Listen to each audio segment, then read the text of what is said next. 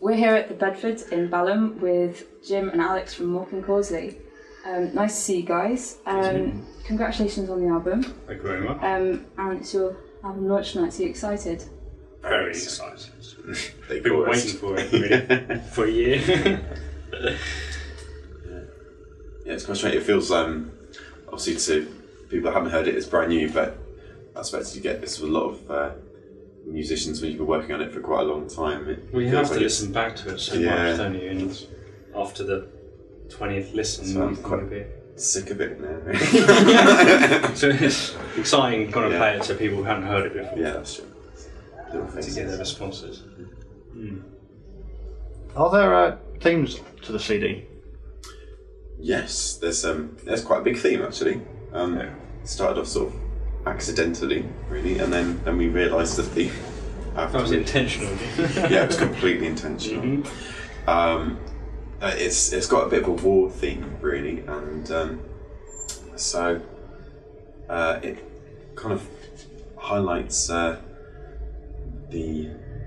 as I think, the stupidity of war, really, and a lot of the songs, and futility of war, and shows that a lot of these old songs are quite relevant in the modern day. So they still tell stories of people and what they go through. Well, the album's called Awkward Recruits, and that kind of tells a story about an awkward recruit. What's the bit about Bonaparte? Looking to kill Bonaparte in the Awkward Recruit. Yeah. It's a guy he's sent off to war, but initially he doesn't want to go to war. Very sensible, but then he finds he doesn't really have a lot of choice, and then something sort of switches him at some point halfway through the song, and he goes a bit nuts. It's like, right, yes, I'm going to be an amazing soldier, and I'm going to kill Bonaparte, and great victory for England. And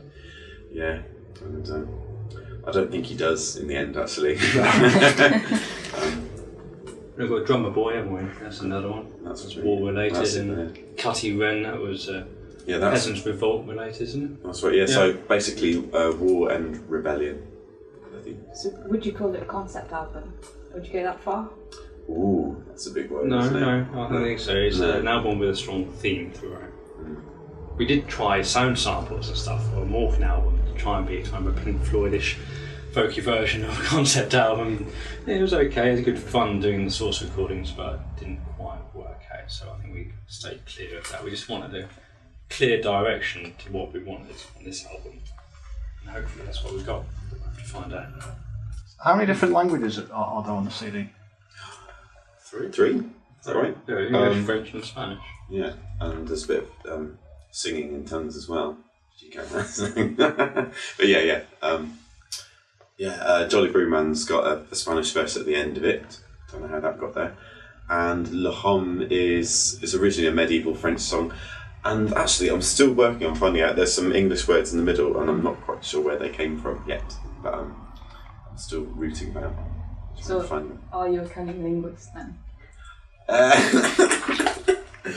I enjoy singing in other languages. Actually, I sing a few Welsh songs that Julie Murphy taught me. Yeah, very good. So I quite enjoyed that. The solo numbers on it. Yeah. Do it with the band maybe one day.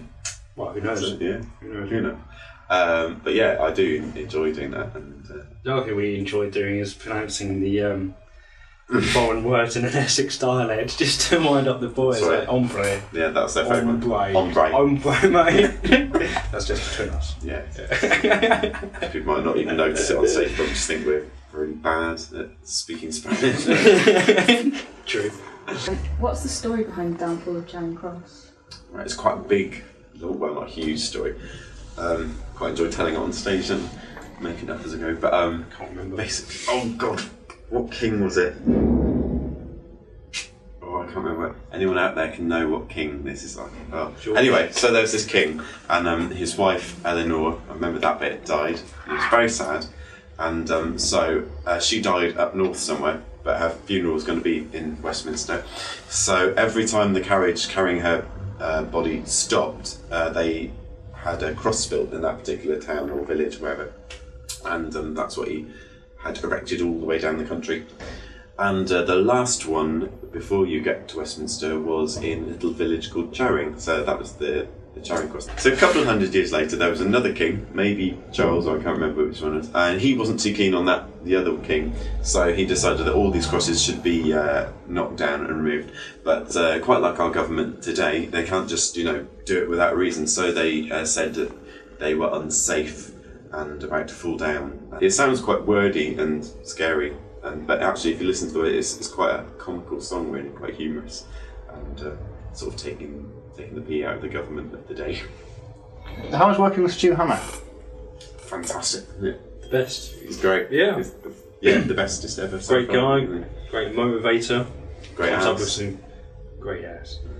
Comes up with some really good ideas with music and harmonies, and you get to the end of the day and you've recorded for about 6 hours. You thought, I just can't do this one more time. And there he is in the window, kind of motivating you and doing a little dance, and just gives you that little bit more energy that someone else probably wouldn't have. He's quite adventurous, isn't he, with things he. That's what I like about it. Yeah. And you'll It's listen. not bad. He'll send you back a copy of what he's been up to with what we recorded, and think, wow, there's some sort of effects on it, and it's It fits in. quite cheeky, but yeah, we really quite like what he does.